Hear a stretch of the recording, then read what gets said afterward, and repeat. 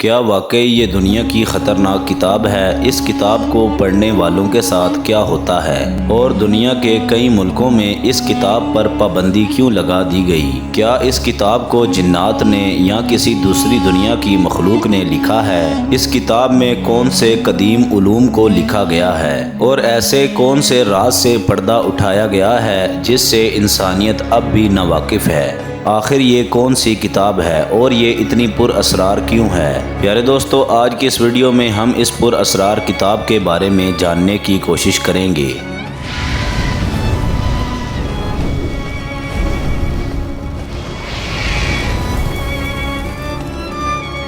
بسم اللہ الرحمن الرحیم۔ السلام علیکم ورحمۃ اللہ وبرکاتہ۔ پیارے دوستو، کتابیں پڑھنا عام طور پر ایک مفید اور فائدہ مند عمل ہے، کیونکہ کتابیں ہی وہ ذریعہ ہیں جو کہ ہمیں علم اور معرفت تک پہنچاتی ہیں۔ اس کے علاوہ مسلسل کتابیں پڑھنا نہ صرف ہمارے علم اور معلومات میں اضافہ کرتا ہے بلکہ ہمارے ذہن و دماغ کو سکون پہنچانے کا ایک ذریعہ بھی بن جاتا ہے۔ لیکن کچھ کتابیں دکھنے میں جتنی آسان اور سادہ لگتی ہیں، دراصل وہ اتنی ہی پر اسرار اور خطرناک ہوتی ہیں۔ انہی کتابوں میں ایک نام شمس المعارف نامی کتاب کا ہے، جو کہ جادوئی علم، علم نجوم، قبالہ علم اور علم طلسم کا ایک بیش قیمتی خزانہ ہے۔ پیارے دوستو، اس کتاب کے متعلق سب سے پر اسرار بات یہ ہے کہ اسے لکھنے والا کون ہے، یہ بات اب بھی واضح نہیں ہے۔ کئی علماء کا ماننا ہے کہ اس کتاب کو ایک انسان کے لکھنے کے بجائے کئی مصنفین نے لکھا ہے اور اسے ایک بہت لمبے وقت میں مکمل کیا گیا ہے،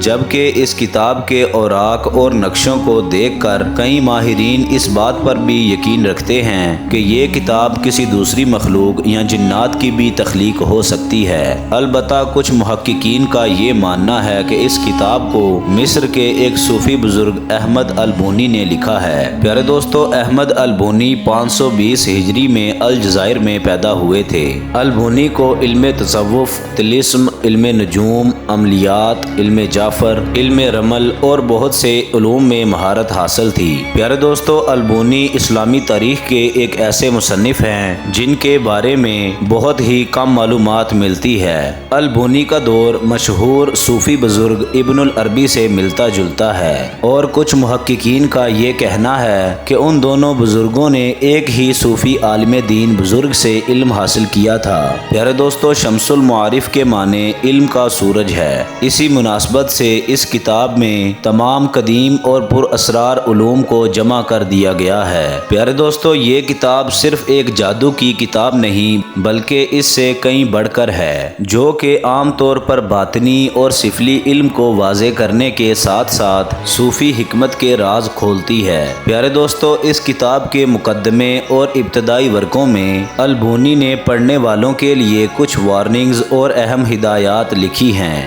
جس میں اس کتاب میں موجود علم اور اس کی طاقت کو بیان کر دیا گیا ہے۔ البونی لکھتے ہیں کہ اس کتاب میں ان لوگوں کے لیے جادوئی طاقت موجود ہے جو اس کتاب کا صحیح طریقے کے ساتھ استعمال کریں گے۔ پیارے دوستو، لیکن ساتھ ہی مصنف یہ بات لکھتا ہے کہ اس کتاب کا استعمال صرف اچھے کاموں کے لیے ہی کیا جائے، نہ کہ برائی اور حرام مقصد کے لیے۔ اس کے بعد کتاب میں مختلف حصوں کے بارے میں مختصر لکھا گیا ہے، جس میں علم نجوم، علم فلکیات، تعویذ، طلسم اور کچھ وظائف کے الگ الگ باب موجود ہیں۔ پیارے دوستو، جیسے جیسے کتاب آگے بڑھتی ہے، پڑھنے والے کو مزید جادوئی علوم کے بارے میں بتایا جاتا ہے، مثلاً روحوں اور فرشتوں کو کیسے بلایا جائے اور فال اور پیشن گوئیوں کے لیے اس کتاب کا کیسے استعمال کیا جائے۔ پیارے دوستو، البونی نے جن علوم اور طلسماتی معلومات کو اس کتاب میں تحریر کیا ہے، یہ انہوں نے کہاں سے حاصل کیا تھا، اس کے متعلق انہوں نے ایک واقعہ لکھا ہے، جس کے مطابق البونی کو مصر کے اہرام کے اندر ایک تابوت ملا تھا، جس کے اندر کئی علوم اور جادوئی علم کی کتابیں موجود تھیں۔ وہ کتابیں کس نے لکھی تھیں اور انہیں اہرام مصر کے اندر کیوں چھپا دیا گیا تھا، یہ بات کوئی نہیں جانتا، جبکہ بعض نے لکھا کہ خود جن ان کے اندر آ کر اس کتاب کو لکھا کرتے کرتے تھے۔ پیارے دوستو، اس کتاب میں یہ بتایا گیا ہے کہ عربی کے کچھ الفاظ اور اعداد ایسے ہیں جن میں جادوئی طاقت موجود ہے۔ پیارے دوستو، البونی اس علم کو علم الحروف کہتے ہیں، یعنی الفاظ سے جادوئی طاقت حاصل کرنا۔ اس کتاب میں وہ تمام چیزیں موجود ہیں جن کا تعلق جادو سے ہے، خواہ وہ کسی دشمن کو تباہ کرنا ہو یا پھر کسی کی محبت پانی ہو، کسی بیماری سے شفا یاب ہونا ہو یا پھر مال و دولت حاصل کرنا ہو۔ یہ تمام چیزیں اس کتاب میں باقاعدہ خاص طریقے کے ساتھ بتائی گئی ہیں۔ پیارے دوستو، اس کتاب کے ایک خاص حصے میں جنات کے نام بھی بتائے گئے ہیں، ساتھ ہی یہ بتایا گیا ہے کہ وہ کیسے رہتے ہیں، اور اگر کسی انسان کو جنات سے شادی کرنی ہو تو اس کا طریقہ کار کیا ہے، اگر کسی جن پر قابو پانا ہو تو وہ کیسے پایا جا سکتا ہے، یہ سب کچھ اس کتاب میں موجود ہے۔ پیارے دوستو، البونی مزید لکھتے ہیں کہ اس کتاب میں دیے گئے علوم کا استعمال صرف ماہرین صوفیہ اور روحانی عالم دین کو ہی کرنا چاہیے، اور یہ عام انسان کے لیے بالکل بھی نہیں ہے، کیونکہ ان عملیات میں جان کا خطرہ بھی لاحق ہو سکتا ہے۔ پیارے دوستو، شمس المعارف نامی اس کتاب کے بارے میں یہ مشہور تھا کہ اس کتاب کو جو کوئی انسان بھی پڑھنے کی کوشش کرتا تھا، یا تو وہ انسان پاگل ہو جاتا یا پھر جنات اس پر حاوی ہو جاتے تھے، کیونکہ اس کتاب کے ذریعہ جنات کو قابو میں لایا جا سکتا تھا۔ اس لیے جنات اس کتاب کی حفاظت کیا کرتے تھے تاکہ کوئی بھی انسان اس کتاب کو نہ پڑھ سکے۔ پیارے دوستو، بعض لوگوں کا یہ کہنا تھا کہ جب بھی وہ لوگ اس کتاب کو کھول کر پڑھنے کی کوشش کیا کرتے تھے تو ایک خوفناک مخلوق ظاہر ہوا کرتی تھی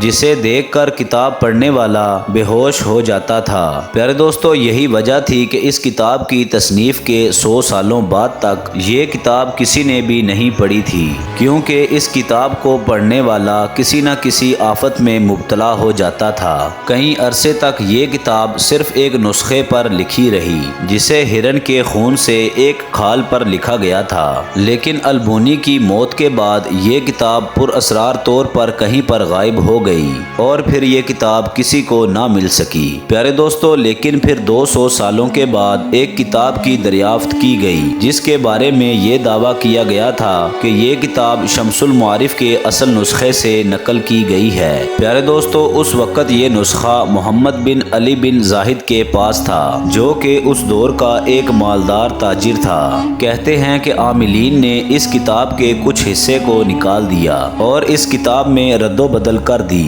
پیارے دوستو، دراصل انہوں نے اس کتاب میں سے ان حصوں کو نکالا تھا جسے پڑھنے سے جنات لوگوں پر حاوی ہو جایا کرتے تھے، اور پھر اس کتاب کے کئی نسخے بنا دیے گئے۔ لہٰذا آج کل بازار میں موجود اس شمس المعارف نامی کتاب میں کئی حد تک تبدیلی آ چکی ہے، اور یہ وہ کتاب بالکل بھی نہیں جسے البونی نے لکھا تھا۔ پیارے دوستو، لیکن اب بھی اس کتاب میں موجود طلسماتی اور کالے علوم کی وجہ سے کوئی بھی عام شخص اس کتاب کو پوری طرح نہیں سمجھ سکتا، اور اس کی کوشش کرنے والے پاگل پن، مرگی یا پھر جنون کا شکار ہو جایا کرتے تھے۔ پیارے دوستو، یہی وجہ ہے کہ آج سعودیہ عرب اور دنیا کے کئی ملکوں اور علاقوں میں اس کتاب پر پابندی لگا دی گئی ہے۔ پیارے دوستو، بہت سارے علماء البونی اور اس کی اس جادوئی تصنیف کو غیر اسلامی اور کفر قرار دیتے ہیں۔ اس کی ایک بڑی وجہ یہ ہے کہ شمس المعارف میں موجود یہودی قبالہ جادو، مسیحی باطنی جادو اور سلیمانی جادو کے نقش اور عملیات ملتے ہیں۔ پیارے دوستو، البونی کے اس علم کو کئی لوگوں نے حاصل کرنے کی کوشش کی اور اس کتاب میں موجود عملیات پر مہارت حاصل کی، لیکن ان تمام لوگوں کے ساتھ عجیب و غریب حادثات پیش آئے، جس کی ایک مثال الحسین الفلکی ہے۔ پیارے دوستو، الفلکی مصر کا ایک مشہور میجیشین اور علم نجوم کا ماہر تھا۔ کہا جاتا ہے کہ الحسین الفلکی کے پاس شمس المعارف کا وہ گم شدہ حصہ تھا، اور اسی حصے کو پڑھ کر الفلکی جادو کرنے میں کمال رکھتا تھا۔ لیکن جب 2003 میں الفلکی کی اچانک موت ہوئی تو پوسٹ مارٹم کے بعد پتہ چلا کہ الفلکی کے جسم کو بہت زیادہ تکلیف دی گئی تھی اور اس کے جسم کے اندرونی حصے ٹوٹ پھوٹ گئے تھے۔ مانا جاتا ہے کہ الفلکی کی موت کسی جن کے ہاتھوں ہوئی تھی، کیونکہ اگر کسی عملیات میں کامیابی نہ ملے تو جن اس انسان کو ہی مار ڈالتے بتاتا ہے، اور الفلکی کے ساتھ بھی یہی ہوا تھا۔ پیارے دوستو، شمس المعارف میں موجود عملیات اور قبالہ جادو نہایت ہی خطرناک اور ایک برا عمل ہے جن سے بچنا اور دور رہنا ہی بہتر ہے۔ پیارے دوستو، یہ کتاب شاید دنیا کی سب سے پر اسرار کتاب ہے جس میں موجود عملیات کا چھپا رہنا ہی انسانیت کے لیے بہتر ہے۔ دوستو، اگر آپ کو ویڈیو پسند آئی ہو، ویڈیو کو لائک کر دیں، چینل کو سبسکرائب کر دیں، بیل آئیکن کو کلک کر دیں تاکہ ہماری نئی آنے والی مزید اچھی ویڈیوز باقاعدگی کے ساتھ آپ تک پہنچ سکیں۔ اپنا خیال رکھیے گا۔ اللہ حافظ۔